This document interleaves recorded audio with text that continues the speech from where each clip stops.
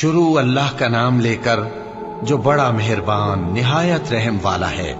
حامیم، اس کتاب روشن کی قسم کہ ہم نے اس کو ایک مبارک رات میں نازل فرمایا، ہم تو خبردار کرنے والے ہیں۔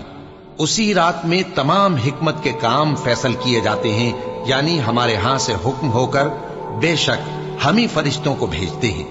یہ تمہارے پروردگار کی رحمت ہے، وہی تو سننے والا ہے، جاننے والا ہے۔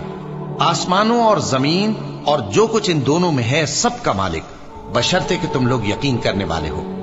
اس کے سوا کوئی معبود نہیں، وہی زندگی دیتا ہے اور وہی موت دیتا ہے، وہی تمہارا اور تمہارے پہلے باپ دادوں کا پروردگار ہے۔ لیکن یہ لوگ شک میں پڑے کھیل رہے ہیں۔ تو اس دن کا انتظار کرو کہ آسمان سے صاف دھواں نکلے گا جو لوگوں پر چھا جائے گا، یہ درد دینے والا عذاب ہے۔ اس وقت وہ کہیں گے کہ اے پروردگار، ہم سے اس عذاب کو دور کر، ہم ایمان لاتے ہیں۔ اس وقت ان کو نصیحت کہاں مفید ہوگی، جبکہ ان کے پاس پیغمبر آ چکے جو ہمارے احکام کھول کر بیان کر دیتے تھے۔ پھر انہوں نے ان سے منہ پھیر لیا اور کہنے لگے، یہ تو سکھایا پڑھایا ہوا ہے، دیوانہ ہے۔ ہم تو تھوڑے دنوں عذاب ٹال دیتے ہیں مگر تم پھر کفر کرنے لگتے ہو۔ جس دن ہم بڑی سخت گرفت کریں گے تو بے شک انتقام لے کر چھوڑیں گے۔ اور ان سے پہلے ہم نے قوم فرعون کی آزمائش کی اور ان کے پاس ایک عالی قدر پیغمبر آئے جنہوں نے یہ کہا کہ اللہ کے بندوں یعنی بنی اسرائیل کو میرے حوالے کر دو، میں تمہارا امانت دار پیغمبر ہوں، اور اللہ کے سامنے سرکشی نہ کرو، میں تمہارے پاس کھلی دلیل لے کر آیا ہوں، اور اس بات سے کہ تم مجھے سنسار کرو، میں اپنے اور تمہارے پروردگار کی پناہ لے چکا ہوں، اور اگر مجھ پر ایمان نہیں لاتے تو مجھ سے الگ ہو جاؤ۔ تب موسیٰ نے اپنے پروردگار سے دعا کی کہ یہ نافرمان لوگ ہیں۔ اللہ نے فرمایا کہ اچھا، میرے بندوں کو راتوں رات لے کر چلے جاؤ، اور فرعونی ضرور تمہارا تعاقب کریں گے، اور سمندر سے کہ ٹھہرا ہوا ہوگا پار ہو جانا، تمہارے بعد وہ پورا لشکر ڈبو دیا جائے گا۔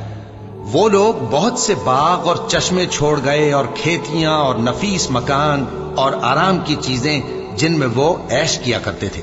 اسی طرح ہوا، اور ہم نے دوسرے لوگوں کو ان چیزوں کا مالک بنا دیا۔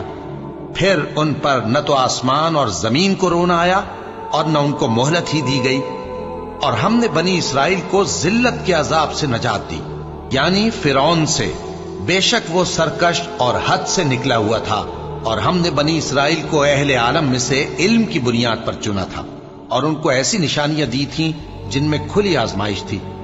یہ لوگ یہ کہتے ہیں کہ ہمیں صرف پہلی دفعہ یعنی ایک بار مرنا ہے اور پھر اٹھنا نہیں، بس اگر تم سچے ہو تو ہمارے باپ دادا کو زندہ کر لاؤ۔ بھلا یہ اچھے ہیں یا تبا کی قوم اور وہ لوگ جو ان سے پہلے ہو چکے ہیں؟ ہم نے ان سب کو ہلاک کر دیا، بے شک وہ گناہگار تھے۔ اور ہم نے آسمانوں اور زمین کو اور جو کچھ ان میں ہے اس کو کھیل کے لیے نہیں بنایا، ان کو ہم نے تدبیر سے پیدا کیا ہے، لیکن اکثر لوگ نہیں جانتے۔ کچھ شک نہیں کہ فیصلے کا دن ان سب کے جی اٹھنے کا وقت ہے، جس دن کوئی دوست کسی دوست کے کچھ کام نہ آئے گا اور نہ ان کو مدد ملے گی مگر جس پر اللہ مہربانی کرے۔ بے شک وہی غالب ہے، بڑا مہربان ہے۔ بلا شبہ تھوہر کا درخت گناہگاروں کا کھانا ہوگا، جیسے پگھلا ہوا تانبا۔ وہ تھوہر پیٹوں میں اس طرح کھولے گا جس طرح گرم پانی کھولتا ہے۔ حکم دیا جائے گا کہ اس کو پکڑ لو اور کھینچتے ہوئے دوزخ کے بیچوں بیچ لے جاؤ، پھر اس کے سر پر کھولتا ہوا پانی اونڈیل دو کہ عذاب پر عذاب ہو۔ اب مزہ چکھ، تو بڑی عزت والا اور سردار تھا۔ یہ وہی دوزخ ہے جس میں تم لوگ شک کیا کرتے تھے۔ بے شک پرہیزگار لوگ چین کے مقام میں ہوں گے، یعنی باغوں اور چشموں میں باریک اور دبیز ریشم کا لباس پہن کر ایک دوسرے کے سامنے بیٹھے ہوں گے۔ وہاں اس طرح کا حال ہوگا، اور ہم بڑی بڑی آنکھوں والی حوروں کو ان کی بیویاں بنا دیں گے۔ وہاں امن و اطمینان سے ہر قسم کے میوے منگائیں گے اور کھائیں گے، اور پہلی دفعہ کے مرنے کے علاوہ موت کا مزہ پھر نہیں چکھیں گے، اور اللہ ان کو دوزخ کے عذاب سے بچا لے گا۔ یہ تمہارے پروردگار کا فضل ہے، یہی تو بڑی کامیابی ہے۔ ہم نے اس قرآن کو تمہاری زبان میں آسان کر دیا ہے تاکہ یہ لوگ نصیحت حاصل کریں۔ بس تم بھی انتظار کرو، یہ بھی انتظار کر رہے ہیں۔